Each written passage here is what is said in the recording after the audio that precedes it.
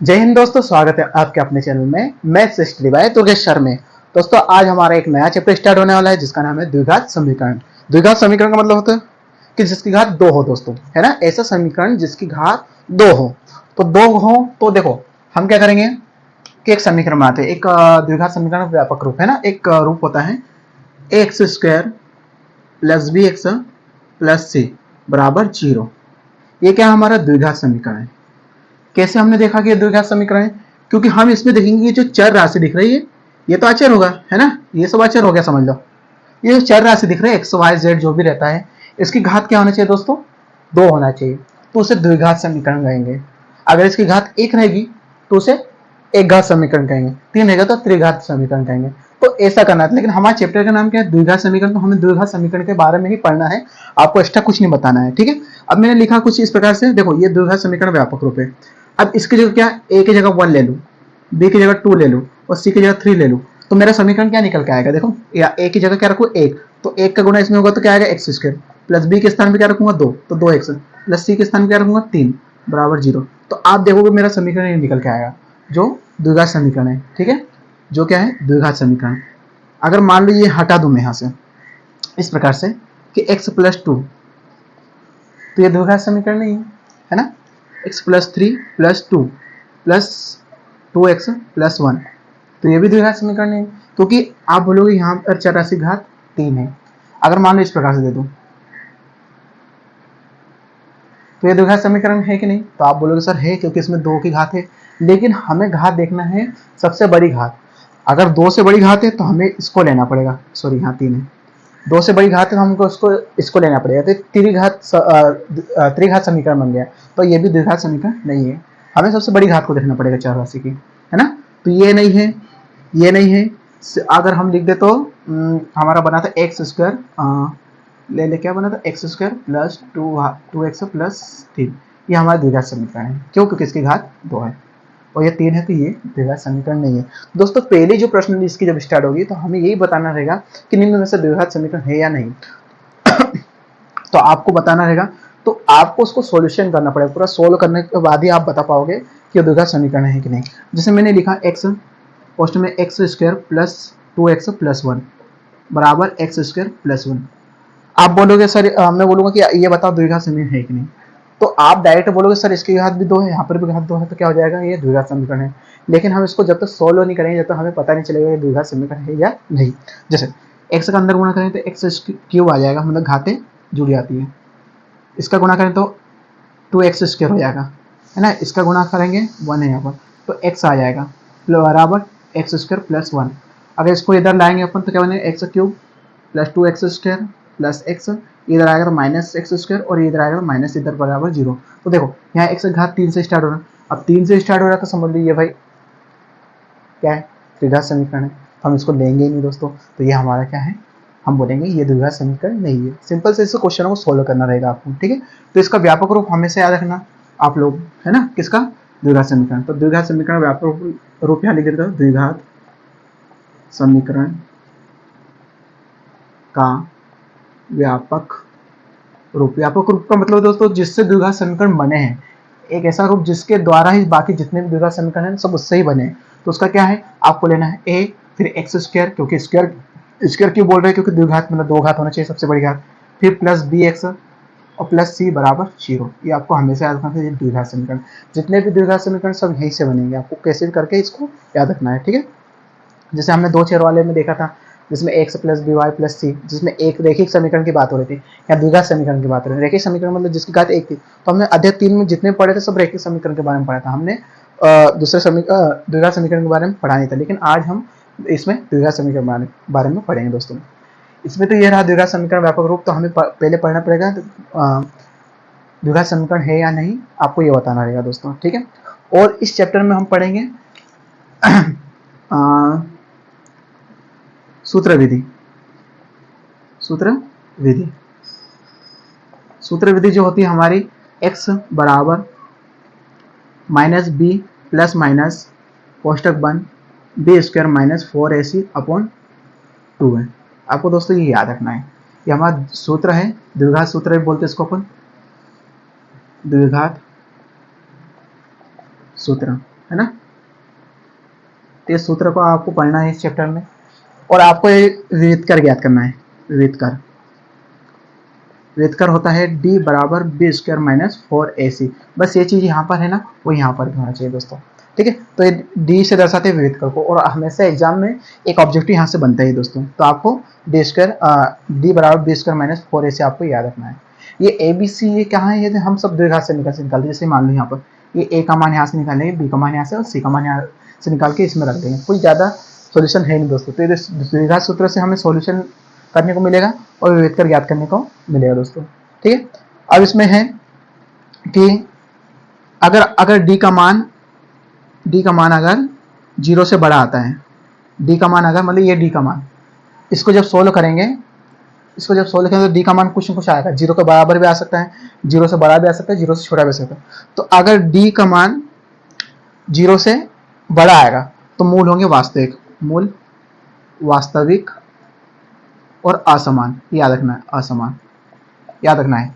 जब भी d का मान 0 से बड़ा आएगा तो मूल होंगे मूल वास्तविक और असमान। तो इसमें हम मूल ज्ञात करना रहेगा दोस्तों, है ना। इसमें हमें मूल ज्ञात करना होगा। और अगर मान लो d का मान 0 के बराबर आ गया तो क्या लिखोगे, d का मान 0 के बराबर आएगा, मतलब जब इसको सॉल्यूशन करें तो d बराबर 0 आ जाएगा। तो क्या आएगा, मूल बराबर, दो मूल क्या होंगे, बराबर हो जाएंगे दोस्तों। दो मूल बराबर मिलेंगे, मतलब जो हम बोल सकते हैं एक समान जो मान निकालेंगे वो हमें से समान रहेगा दोस्तों, अलग अलग कुछ नहीं रहेगा। और एक होता है अगर d का मान ऐसा हो जाए कि d का मान छोटा आ जाए किससे, 0 से, तब क्या होगा, तो कोई मूल नहीं होगा दोस्तों। तो उस कंडीशन में कोई मूल नहीं होगा। ये आपको इंपॉर्टेंट बातें याद रखना है दोस्तों। ये रहा हमारा द्विघात समीकरण का व्यापक रूप, ये रहा हमारा द्विघात सूत्र, इसको आपको अच्छे से याद करना है, और विविधकर का सूत्र आपको अच्छे से याद करना है। और ये इसको बोलते हैं मूलों की प्रकृति, ये अच्छे से याद रखना है आप लोगों को। मोस्ट IMP है मूलों की प्रकृति, विविधकर IMP है, सूत्र IMP है, और द्विघात समीकरण को आपको व्यापक रूप से करना है। तो दोस्तों ये जो हमारा था इस चैप्टर में बस इतना ही पढ़ना आप लोगों को, और ये 4 चीज़ें आप अच्छे से समझ लेना, आपको पूरा चैप्टर अच्छे से निकल जाएगा दोस्तों, ठीक है। तो मूल वास्तविक कब होंगे, वास्तविक असमान कब होंगे, जब d का मान 0 से बड़ा आएगा। और d का मान अगर 0 के बराबर आएगा तो क्या आएगा, दो मूल बराबर आएंगे। और मान लो d का मान माइनस में चलेगा, मतलब d का मान 0 से छोटा आएगा, मतलब माइनस में चलेगा, तो कोई मूल वहाँ निकल के नहीं आएगा दोस्तों, हमारा क्वेश्चन वही समाप्त हो जाएगा, ठीक है। तो ये रहा हमारे आज के इस चैप्टर का बेसिक। अब आएंगे हम प्रश्नावली पे, जिसमें हम ये पता करेंगे कि निम्न में से द्विघात समीकरण कौन सा है, ठीक है दोस्तों। चलिए करते हैं। चलिए अब हमारी जो प्रश्नावली 4.1 स्टार्ट करेंगे दोस्तों। जांच कीजिए कि क्या निम्न द्विघात समीकरण है कि नहीं। दोस्तों जो पहली प्रश्नावली आप लोगों की यही है जिसमें आपको द्विघात समीकरण बताना रहेगा। तो सबसे पहले आप लोगों को मैं 9th क्लास में आपने जो सरल समीकरण पढ़ी थी थोड़ा उससे रूबरू कराता हूँ, क्योंकि इसका जो है सॉल्यूशन उससे बेस्ट सॉल्यूशन है। मतलब कि सरल समीकरण लगाओगे तो इसका आंसर जल्दी आएगा, और बिना सरल समीकरण से भी सॉल्यूशन आ जाएगा, लेकिन सरल समीकरण लगाओ तो जल्दी हल हो जाएगा। तो देखो क्या था हमें सरल समीकरण, a प्लस बी है ना, एक्स वाई थी, एक्स प्लस वाई जो आप 9th क्लास में पढ़े थे। क्या होता है, एक्स स्क्वायर, पहले एक्स का वर्ग कर दो, फिर वाई का वर्ग कर दो, और प्लस 2 गुना तीनों का गुना कर दो, 3xy। बस इतना करना है आप लोगों को, पहले इसका वर्ग फिर इसका वर्ग और फिर तीनों का गुणा करके प्लस करके लिख दो। जब प्लस वाला रहेगा एक्स माइनस वाई का क्या हो जाएगा दोस्तों, पहले इसका वर्ग कर दो है ना, और फिर इसका वर्ग कर दो, दोनों प्लस में रखो, और जो ये अगला आएगा टर्म ये आपको तीनों गुणा करके माइनस में लिखना है। बस आपको 2 के पास माइनस आता है, बाकी सेम वैसा कैसे रहता है दोस्तों। अब मान लो क्यूब आ जाए, एक्स प्लस वाई का क्यूब है ना, तो इसका क्या आएगा, तो आपको लिखना एक्स की घात 3 प्लस वाई की घात 3 प्लस 3xy, और अंदर आ जाएगा एक्स प्लस वाई। आपको ये याद रखना है, ठीक है। ये सच का आपको अच्छे से याद रखना है। अगला आएगा एक्स माइनस वाई का होल स्क्वायर, ये भी आ जाएगा, हमको इसकी भी जरूरत पड़ेगी। तो एक्स स्क्वायर इस x cube minus y cube minus 3xy और x माइनस वाई, आपको पूरा इसमें माइनस देखने को मिलेगा। तो ये 3-4 जो सरल इसका यूज होने वाला है दोस्तों हमारा इन क्वेश्चनों में। तो इसको आप अच्छे से समझ लेना, अगर आप लोगों को नहीं याद है तो इसको अच्छे से याद कर लेना, ठीक है, क्योंकि इसका यूज हम करेंगे। जैसे क्वेश्चन नंबर ये है, तो क्या लिखा है, जांच कीजिए कि द्विघात समीकरण है कि नहीं। तो द्विघात समीकरण का व्यापक रूप आप लोगों को पता है कि कैसा होता है, x square plus B x plus y है ना, सॉरी सी आएगा है ना, x plus b plus y. तो ये इसका व्यापक रूप हुआ। तो अब हम क्या करेंगे कि इसको द्विघात समीकरण बनाएंगे, लेकिन हमें पता नहीं चल रहा द्विघात समीकरण है कि नहीं, इसको सोल्व करेंगे पहले। तो ये देखो ये क्या बना हमारा एक्स प्लस वाई का होल स्क्वायर वाला फार्मूला बना है। अगर इसको चाहते तो हम इसको अलग अलग दो भागों में एक्स प्लस वन उसके घात 2 है तो इसको 2 बार अपन लिख के उसको 2 बार गुना करके, जो हमने 9th क्लास में इसको पढ़ा था, पहले इसका इसमें फिर इसका इसमें फिर इसका इसमें फिर इसका इसमें, मतलब पहले का इन दोनों में गुना फिर दूसरे का इन दोनों में गुना करके किया था। लेकिन हम इसका सरसमीका से ही करेंगे। तो कौन सा लगेगा आप मुझे होता है एक्स प्लस वाई, तो एक्स प्लस वाई का फार्मूला ये है। तो इसका मतलब क्या हुआ x square plus y square plus 2x है। तो एक्स हमारे पास क्या है एक्स और वाई हमारे पास क्या है 1 है। ये आपको अच्छे से याद रखना है दोस्तों, ठीक है। तो देखो इसका करें तो एक्स स्क्वायर मतलब एक्स स्क्वायर हो जाएगा प्लस वाई स्क्वायर, वाई मतलब हमारे पास कितना है 1, तो 1 कवर कर दो। फिर प्लस 2xy, 2 गुना x का मान x है और y का मान कितना है 1 है, बराबर इसका अंदर गुना करो 2x माइनस 2 तिया 6, इसका अंदर गुना कर दिया हमने। और हमने जो सरल समीकरण लगाए दोस्तों, आप यहाँ साइड में लिख देना कौन सी लगाए थे, x प्लस वाई का होल स्क्वायर वाली बराबर x square plus y square plus 2xy। अगर आप चाहते हो कि मैं आपको ये पूरी जो पर्सनली बिना सरल समीकरण समझा तो आप मुझे कमेंट बॉक्स में जरूर बताना, ठीक है। तो ये हो गया सरल समीकरण से, तो ये सरल समीकरण। अब इसको देखो एक्स स्क्वायर प्लस ये इसका वर्ग करते हैं एक ही आएगा, प्लस इनका गुणा करते तो 2x आएगा बराबर 2x माइनस 6। अब सबको इधर ले आओ, सबको एक साइड ले आओ, तो क्या बन जाएगा x square plus 1 plus 2x, ये इधर आएगा तो माइनस 2x हो जाएगा और ये इधर आएगा तो प्लस 6 हो जाएगा बराबर 0। अब यहाँ देखो एक्स क्रम से जमाओ, सबसे बड़ी घात को पहले जमाओ, एक्स की सबसे बड़ी घात को पहले जमाओ, एक्स की छोटी घात को, फिर उससे छोटी घात को जमाते जाओ आपको। तो पहले एक्स की घात 2 एक ही बार है कई बार नहीं है, तो इसको लगा। अब एक्स की घात 2 वाले को, तो एक्स की घात 2 है ये है मतलब एक वाले को 2x है 2x है, दोनों घात एक एक है। लेकिन दोस्तों यहाँ पर एक प्लस में एक माइनस में घटेगा, यहाँ तो घटेगा तो ये 2x में से 2x जाएगा तो बचेगा कुछ नहीं 0।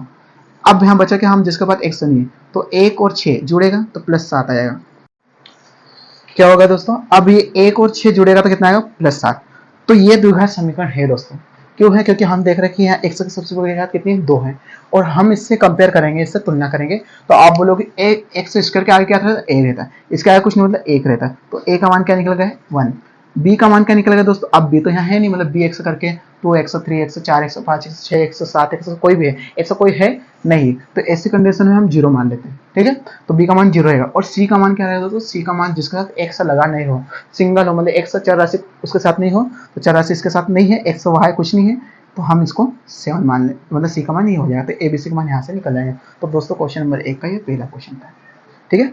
आप इसको अच्छे से उतार लेना, ठीक है। अब हम करते हैं इसका यूज, इसका दूसरा सवाल, ठीक है।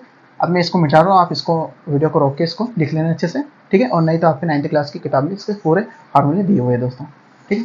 अब हम इसका दूसरा करने जा रहे हैं, चलिए।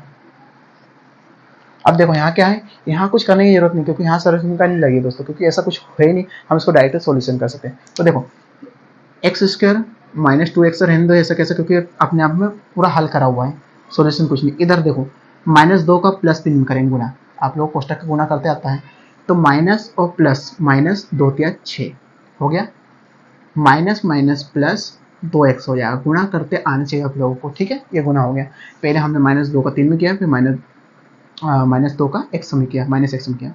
अब इसको इधर ले आओ, तो एक्स स्क्वायर माइनस 2x इधर आएगा तो प्लस का 6 हो जाएगा, इधर आएगा तो -2x हो जाएगा बराबर कुछ नहीं बचा 0। अब इसको क्रम से जमा, तो एक्स स्क्वायर तो भाई पहले आएगा। अब देखो यहाँ -2x, अब जिसके साथ x घात 2 वाला हो गया, अब x घात 1 वाला, तो x घात 1 इसमें है, x घात इसमें है। अब इसमें माइनस है और इसमें माइनस है, इसमें क्या था, इसमें एक में प्लस था एक में माइनस था, तो घट जा रहा है, लेकिन यहाँ घटेगा नहीं, यहाँ जुड़ेगा, क्योंकि माइनस माइनस होता है प्लस, तो 2 और 2 होता है 4x और चिन्ह हम लेंगे माइनस, क्योंकि दोनों चिन्ह माइनस है, बड़ी संख्या चिन्ह थी और छोटी संख्या चिन्ह माइनस, लेकिन हमेशा बड़ी संख्या चिन्ह है तो अब दोनों में बड़े कौन है 2 ही है ना, तो 2 का चिन्ह वही लगेंगे। फिर बचा क्या हमारे पास, सिर्फ 6 बचा, तो प्लस का 6 बराबर 0। तो ये हमारे सामने आया, ये भी हमारा द्विघात समीकरण है अगर तुलना करेंगे तो, ठीक है। तो ये होगा द्विघात समीकरण, अतः यह द्विघात समीकरण है। तो दोस्तों ये था हमारे प्रश्न 4.0 के क्वेश्चन नंबर 1 के 2 क्वेश्चन का सॉल्यूशन। इस वीडियो में आज हमने इसका बेसिक नॉलेज परिचय, इसमें क्या क्या पढ़ेंगे ये चीज़ समझी और साथ में 2 क्वेश्चन का सॉल्यूशन किया दोस्तों। अगले वीडियो में प्रश्न नंबर 1 के सारे क्वेश्चनों को कवर करेंगे दोस्तों, ठीक है। तो मिलेंगे अगले वीडियो के साथ, और अगर आप हमारे चैनल पर नए हैं तो प्लीज़ चैनल को सब्सक्राइब कर लीजिए और बेल आइकन को दबाना ना भूलें। और वीडियो आप लोगों को कैसा लगा कमेंट बॉक्स में जरूर बताइएगा दोस्तों। ठीक है, जय हिंद।